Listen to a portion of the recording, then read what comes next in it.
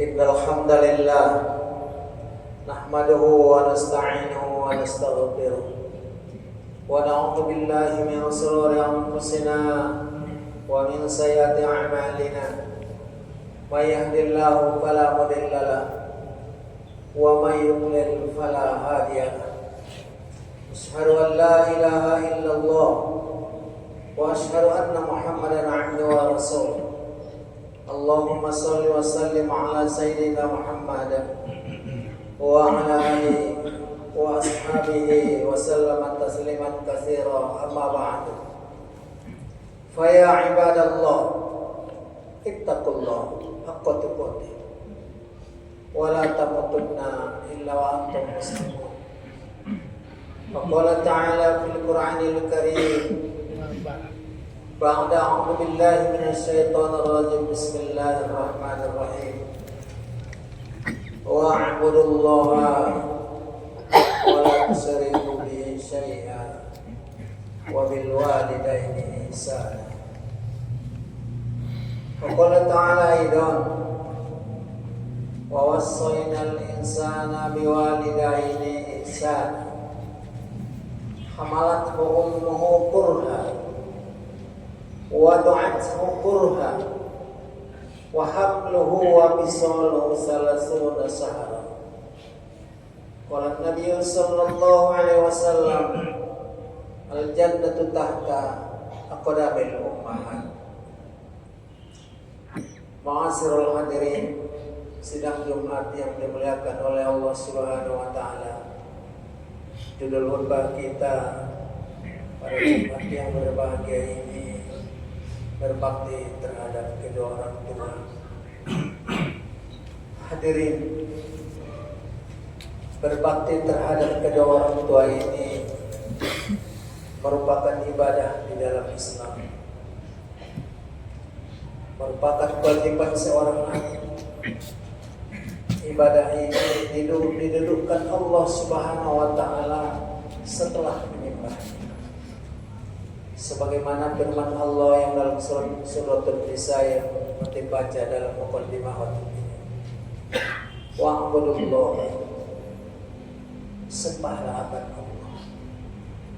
Wa la tusyriku bihi syai'an, dan jangan sekutukan Dia dengan sesuatu apapun.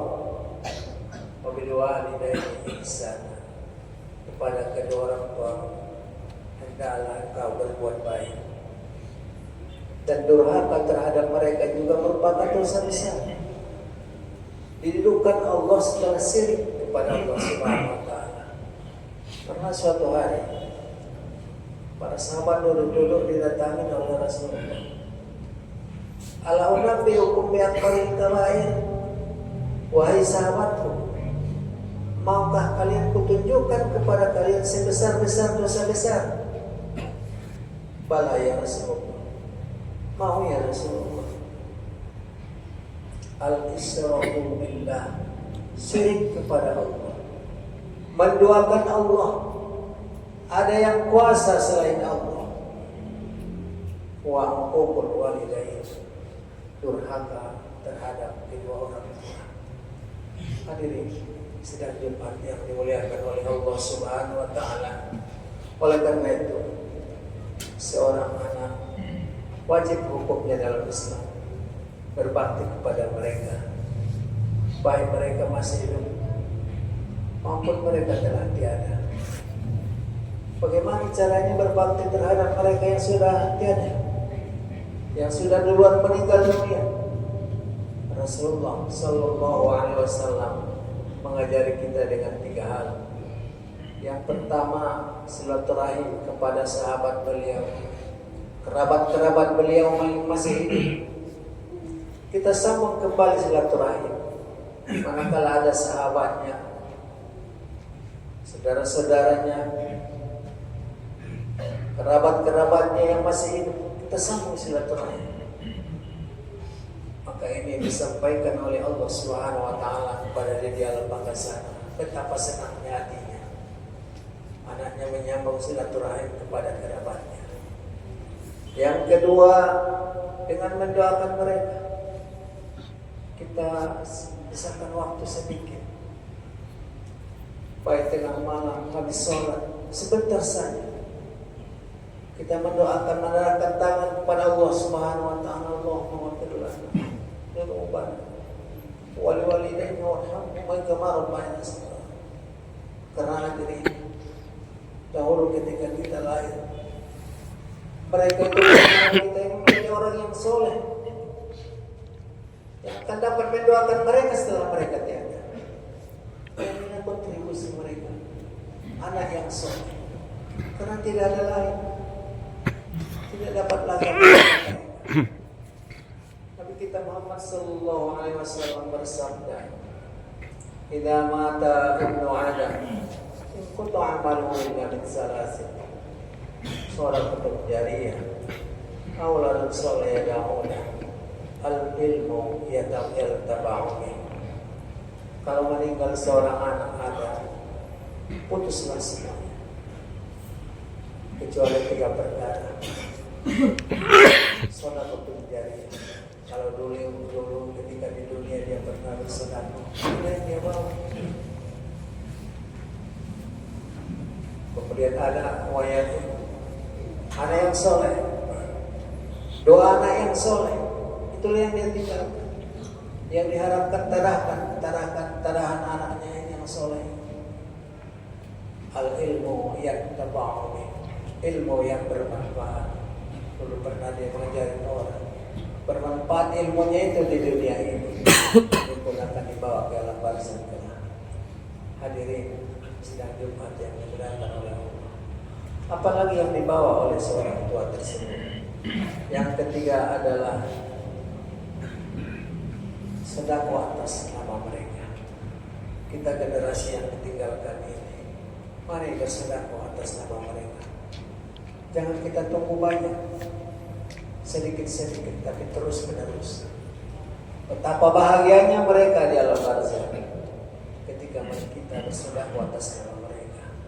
Sebagaimana kita waktu kecil dulu, kalau kita minta uang kepadanya, dikasih sama mereka. Betapa bahagianya kita, senangnya kita. Begitulah mereka di alam kubur. Kalau kita bersedekah atas nama mereka, apa itu sampai? Hadirin sampai. Ini jaminan dari Rasulullah Sallallahu Alaihi Wasallam. Pernah seorang sahabat namanya Mu'adz bin Jabal, atau Sa'ad bin Abi Waqqas, bertanya kepada Rasulullah tentang ini. Ya Rasulullah, mata ummi, apa tasaddaqu anha ya Rasul? Ya Rasul, sudah lama ibu saya meninggal dunia. Apakah aku boleh bersedekah untuk ya Rasul? Fatasaddaqu ya Mu'adz, silakan engkau bersedekah untuknya. Sabda ini merupakan jaminan hadirin bahwa sedekah seorang anak disampaikan oleh Allah Subhanahu wa taala kepada kedua orang tua. Kaum muslimin sidang Jumat yang dimuliakan oleh Allah Subhanahu wa taala. Mungkin kita sering bertanya, kalau kita membaca Al-Quran dan Sunnah Rasulullah Sallallahu Alaihi Wasallam, kenapa kok sering nama ibu ini yang disebut? Nama ibu ini selalu ditekankan. Hadirin, firman dan sabda itu tidak bisa kita artikan secara literal. Kita perlu pemahaman mufassir. Sebagai contoh yang kita bacakan pada muqaddimah khutbah ini di dalam surat Al-Ahqaf 15, wa wassaynal insana biwalidayhi ihsana. Kami wasiatkan, kami perintahkan kepada manusia, kepada kedua orang tua mereka, hendaklah mereka berbuat baik. Hamalat ummuhu kurha, ibunya telah mengandungnya dengan susah payah. Wa wada'athu kurha, dan melahirkannya pun dengan susah payah. Wa hamluhu wa fisaluhu 30 syahra, mulai dari mengandung, melahirkan menyapihnya mencapai 3 bulan. Susah di dalam kesusahan. Hadirin, Kenapa Allah informasikan kepada kita betapa susahnya ibu kita ini? Ketika kita membaca Al-Quran, seolah Allah Subhanahu wa Ta'ala mengatakan pada kita, begitulah ibu terdahulu. Waktu kita dikandung nggak ngerti kita apa-apa. Waktu kita disusukan juga nggak mengerti kita apa-apa. Maka Allah informasikan kepada kita dalam Firman, begitulah susahnya ibu. Nah, bagaimana dengan Bapak? Bapak kita lihat sendiri. Begitu kita lahir, kita besar, begitu dia susahnya mencari nafkah untuk membesarkan kita, menyekolahkan kita, membina kita. Kita lihat dengan mata kepala sendiri. Maka itu tidak perlu lagi diinformasikan oleh Allah Subhanahu wa Ta'ala. Hadirin, intinya kita tidak boleh menyepelekan mereka, berharap terhadap mereka, sama mereka. Ibu dan ayah dalam pandangan sama saja. Hadirin, ada seorang datang menghadap Rasulullah SAW, seorang bapak. Ya Rasulullah, seorang anak muda. Ya Rasulullah, ayahku mencuri uangku. Aku minta keadilan. Panggil ayah. Datanglah ayah.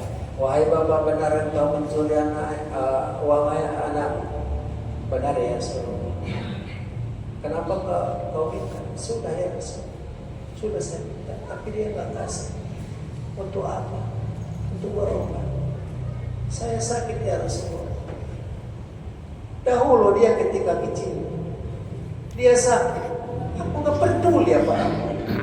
Aku cari uang kemana-mana asal aku bisa membawa dia ke dokter kalau sekarang. Aku nggak peduli. Dahulu ya Rasul, aku tahan lapar. Asalkan dia kenyang ya Rasul. Dahulu saya tahan tidak ganti pakaian asalkan dia berpakaian Rasul. Sekarang begini. Begini aku dipanggil ya Rasul. Begini perhatiannya terhadap dia Rasul. Oh, kalau begitu kata Rasul, kau pulang ambil uangnya, halal bagi. Hadirin, sidang Jumat yang dimuliakan oleh Allah Subhanahu wa Ta'ala, sama saja ayah dan ibu. Dan banyak lagi hadis-hadis yang menerangkan tentang berbakti kepada kedua orang tua ini. Ada lagi hadis yang sering dibuat jadi guyon oleh ulama-ulama, ustaz-ustaz di mimbar-mimbar. Ja'a rajulun ila Nabi sallallahu alaihi wasallam, man ahaqqan nasa bi husni sahabati ya Rasulullah. Datang seorang laki-laki bertanya kepada Rasulullah, ya Rasulullah, siapa sih yang berhak kuperlakukan sebaik-baiknya di antara manusia? Ummuka, summa ummuka, summa ya Rasul. Kemudian siapa lagi? Ummuka, summa siapa lagi ya Rasul? Abuka, bapak. Hadis ini sering dibuat guyonan oleh ustaz-ustaz. Tidak diselesaikan, hadirin yang berbahagia. Tidak diselesaikan hadis ini.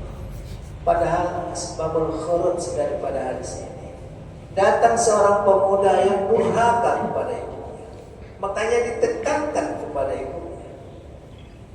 Siapa yang aku perlakukan dengan baik? Ibumu. Siapa lagi ibumu? Siapa lagi yang ibumu? Seolah-olah Rasulullah nggak suka pada orang ini karena durhaka pada ibu. Lalu yang terakhir, abuka. Hadirin, para ustaz sering mengatakan ibu tiga, bapak satu. Bukan itu maksudnya dari yang berbagi. Tapi asbabul khuruj daripada hadis ini adalah seorang anak yang durhaka kepada ibu. Kaum muslim sidang Jumat yang dimuliakan oleh Allah Subhanahu wa Ta'ala. Oleh karena itu, kita semua punya kedua orang tua. Mungkin di antara mereka masih ada yang hidup, ada yang sudah yang tiada. Maka kita wajib berbakti kepada mereka. Momentum hari ini hari buruh internasional. Kalau mereka masih hidup, jangan kita jadikan mereka buruh. Terkadang kita anak ini Sudahlah susah kita dirawat dari kecil, kemudian kita jadikan mereka setelah mereka tua jadi guru.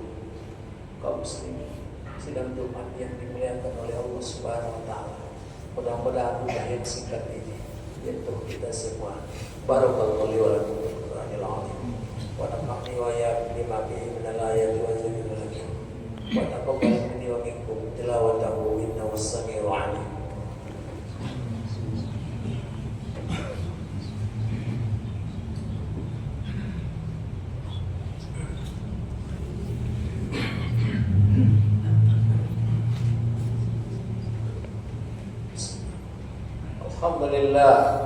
Alhamdulillahilladzi arsala rasulahu bil huda wa dinil haqq liyudhhirahu 'ala ad-dini kulli wa kafa billahi shahida.